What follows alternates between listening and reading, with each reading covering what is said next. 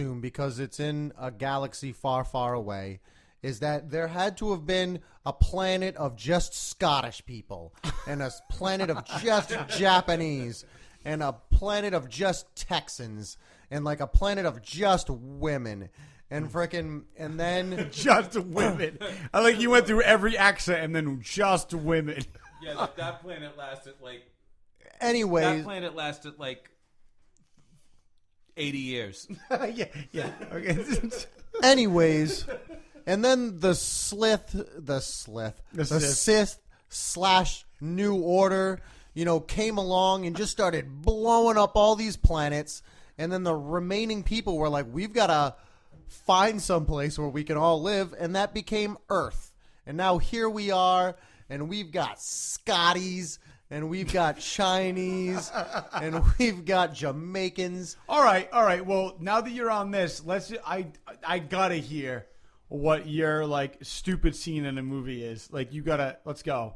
My stupid scene in a movie? Yeah, there's got to be a stupid scene in a movie that you think is just ridiculous every time you watch it.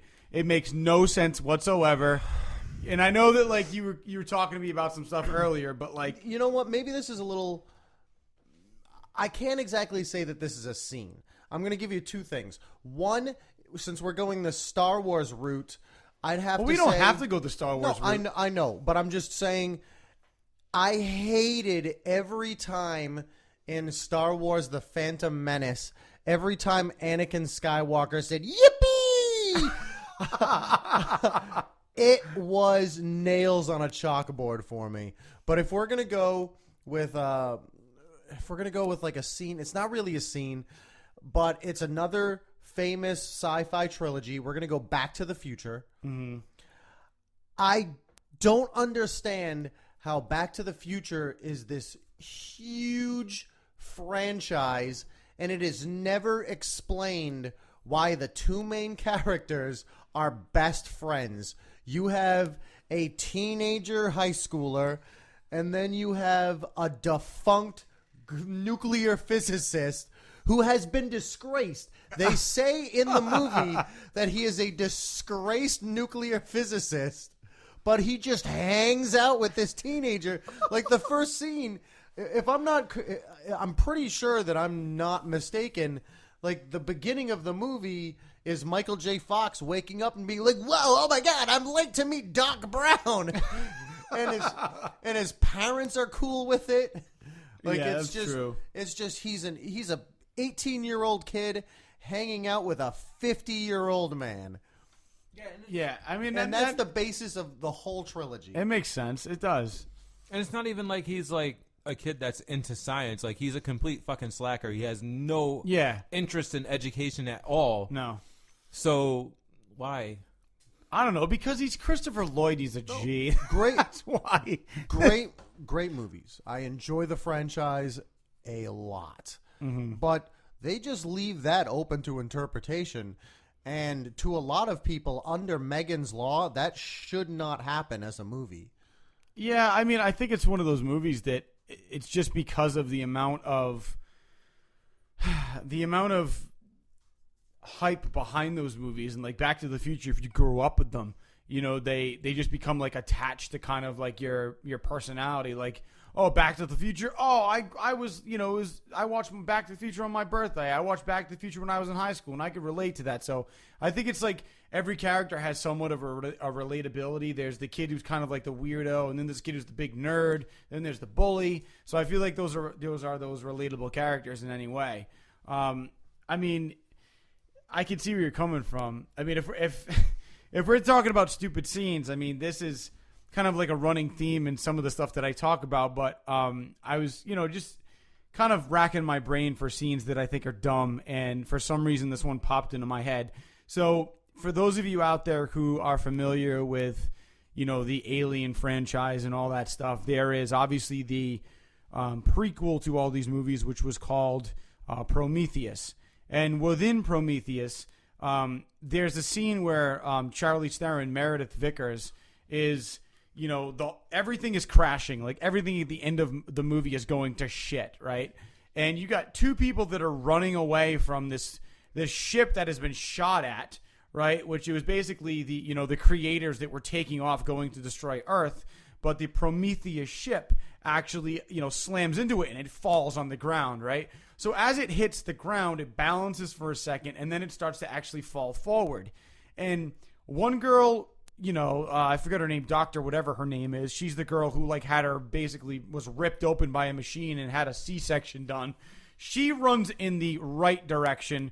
And part of this stupid scene is the fact that I don't care what kind of a machine you're using, but if you have just had your midsection ripped open and stapled back together, you're not going to be running around and jumping over fucking, valleys that you have to extend your midsection. It's going to rip right open no matter how many staples you have. Not to mention, I don't care how much, morphine you've taken. That's not going to be completely numb to you. And if it is numb to you, you're not going to be in a functioning mode. Second, that ship starts falling, and Charlize Theron or Meredith Vickers turns around and sees that it's falling, like it's going to fall on her, but keeps running forward instead of running to the fucking side where she would have been out of the thing that was going to crush her. Like, stuff like that just... no matter how many times I've watched that, I'm like, why the fuck didn't she run to the side? Like, run to the side. And I can think, like, well, in a moment of panic... Like, you don't have that clear moment where you're like, this would make more sense. You just start running. But for me, I mean, like, I'm going to run away from the danger. You know what I mean? And she just keeps running thinking it's not going to catch up with her. I feel like if you have a good fight or flight mechanism within your body, you would instinctively know, shit, this is the way to get out of it. Like, you see the shadow coming down. Yeah. And you're like, there was no shadow 5 feet to my left. Right. But I'm just going to keep running for another 100 feet in this direction. Yeah. It makes no sense to me, like, whatsoever. To your point, Jim, a spider. Let's just look at a simple spider. If a shadow is falling on a spider, it gets the fuck out of the way, right? Yeah, true. A human being with thoughts, with intelligence and instinct. Get the fuck out of here. There's no explanation. I don't fight or flight. The whole I'm scared. I'm not thinking. Like, fuck that. That's what I'm saying. Yeah, I'm trying to jump out of the way. Like, but when you watch a movie like that, you're trying to rationalize with the character. Like, what is she thinking? Maybe she's panicking. She's not thinking right. But I mean, like, dude, if I was in that situation, I'd be fucking running the other way.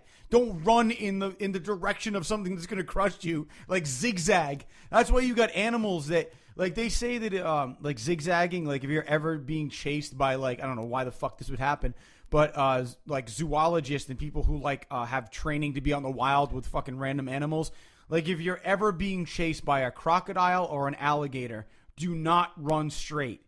Run zigzag. Because if you run straight, it's fucking fast. But if you zigzag, it's going to zigzag, and it can't go side to side, and it's not intelligent, so it's going to Z-follow you. You know what I mean? And you're going to be able to get away from it. But, but in shit like that, it's like, this shadow is ahead of you. You know what I mean? Turn the other way, man. Or at least run in a diagonal. If you're in the middle of the road and a car is coming at you, you jump out of the way of the car. You don't turn around and run with it. Yeah, exactly. So, I mean, I think that's kind of like a case closed situation where we all agree that was a stupid move. And if you ever watched, honest trailers on YouTube, when they do something about Prometheus, they actually crack on that, which I think is great because I think that's a common thought with a lot of people who have watched this movie.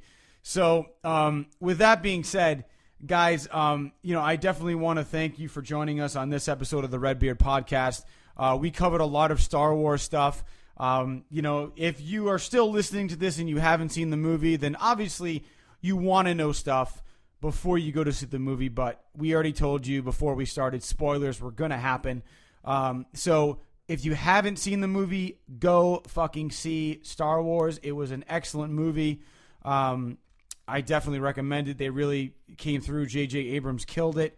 And, everybody did a great job. And I do want to thank our special guest, Jim Kelly, for joining us, man. Thank you. Once again. It's always a pleasure. Always a pleasure to have you on, man. And as always, guys, please make sure you keep checking out redbeardpodcast.com. We sporadically post stuff that we find interesting on there, as well as Twitter @RedbeardPodcast. And we rock. Like, we are totally fucking awesome. And if you're not listening to us, I don't know what the fuck you're doing with your life. Like, seriously, what are you doing with your life? Well, guys, honestly, like I said, we are on iTunes. We're on Spreaker. We have a lot of different outlets. We're on a bunch of different podcast networks. So you can pretty much find us anywhere. So There is nothing better that you can be doing right now than listening to Redbeard Podcast. What the fuck? I agree. So check us out. And guys, we will see you next week. One quick announcement before we end. This is very important. We are making a change to the Redbeard podcast schedule. Starting January 1st or the new year, we are now having Tony flying solo on Wednesdays, and Cooley Show will be on Fridays. So basically the way the week is going to run, Mondays is the Redbeard podcast with Cooley and I.